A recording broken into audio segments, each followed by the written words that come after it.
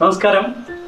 തീർത്ഥ ബിൽഡേഴ്സിന്റെ മറ്റൊരു അഭിമാന പ്രോജക്റ്റായ കോട്ടയം ജില്ലയിലെ ഐമനത്ത് മിസ്റ്റർ ജയരാജന്റെ ഫാമിലിക്ക് വേണ്ടി നിർമ്മിച്ചിട്ടുള്ള 2800 സ്ക്വയർ ഫീറ്റ് വീടിന്റെ കീ ഹാൻഡിങ് ഓവർ സെറിമണിയാണ് ഇന്നിപ്പോൾ ഇവിടെ നടക്കുന്നത്.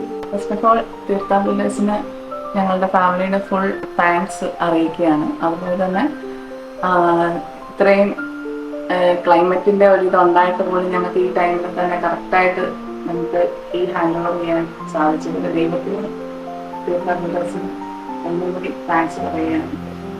ഫസ്റ്റ് ഓഫ് ഓൾ സതീഷ് സാറിനും തീർത്ഥ ബിൽഡേഴ്സിനും വളരെയധികം നന്ദി. ഇങ്ങനെ ഒരു പ്രൊജക്റ്റ് ചെയ്ത് തന്നതിനും ഞങ്ങളുടെ ഈ ഭവനം പൂർത്തിയാക്കി തന്നതിനും.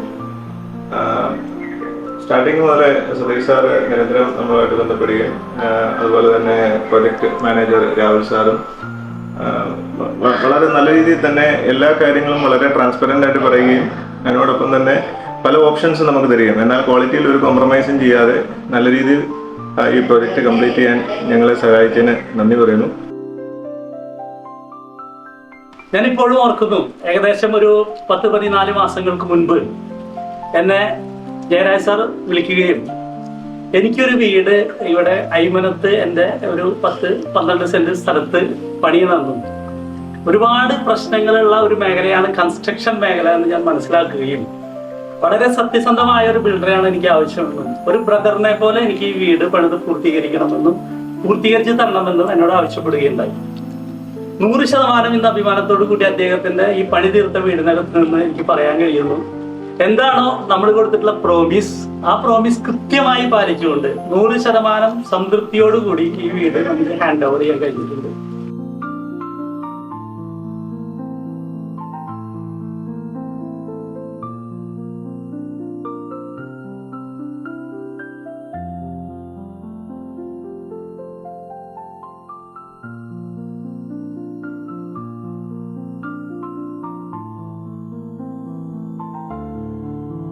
പലപ്പോഴും വിവാഹം, വീട് നിർമ്മാണം എന്നൊക്കെ പറഞ്ഞാൽ ഒരു മനുഷ്യായുസ്സിൽ സംഭവിക്കുന്ന വളരെ പ്രധാനപ്പെട്ട കാര്യങ്ങളാണ്.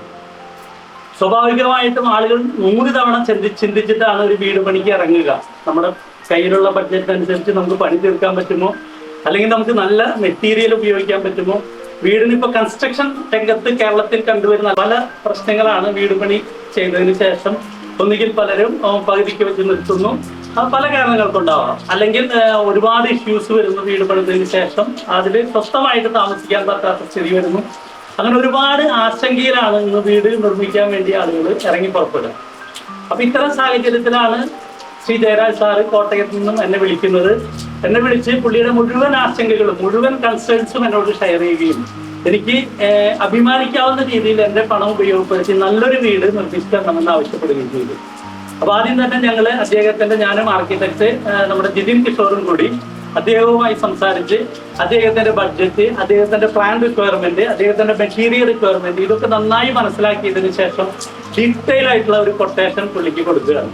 ഏകദേശം എത്രയാണ് സാറിന്റെ വീട് പൂർത്തിയാക്കാൻ വരിക എന്നുള്ളൊരു ഐഡിയ പുള്ളിക്ക് ആദ്യമേ ഞങ്ങൾ കൊടുക്കുന്നു. പലപ്പോഴും നമ്മൾ കണ്ടിട്ടുണ്ട്, വീട് പണി ആളുകൾ പലപ്പോഴും സ്ക്വയർ ഫീറ്റ് റേറ്റ് വെച്ചിട്ട് ആളുകളെ ഏൽപ്പിക്കുന്നത്. ഒരു വീട് പണിക്കും സ്ക്വയർ ഫീറ്റ് റേറ്റ് ഇല്ല. കാരണം ഒരു വീട് എന്നുള്ളത് മറ്റൊരു വീടിനോട് പൂർണ്ണമായിട്ടും താതാത്മ്യം പ്രാപിക്കുന്ന ഒന്നല്ല. എപ്പോഴും ഓരോ വീടും യുണീക്കാണ്. ഓരോ വീടിന് ഉപയോഗിക്കുന്ന മെറ്റീരിയലുകൾ, ഓരോ വീടിന് ഉപയോഗിക്കുന്ന ഈവൻ പെയിന്റ്, ഓരോ വീടിന് ഉപയോഗിക്കുന്ന ഫ്ലോറിംഗ് ടൈല്, ഓരോ വീടിന് ഉപയോഗിക്കുന്ന bathroom fittings even entirely different ആണ്. ഒരു വീട് മറ്റൊരു വീടിൽ നിന്ന് ഡിഫറെന്റ് ആണ്. പിന്നെ എങ്ങനെയാണ് നമുക്ക് സ്ക്വയർ ഫീറ്റ് റേറ്റ് പറയാൻ കഴിയും?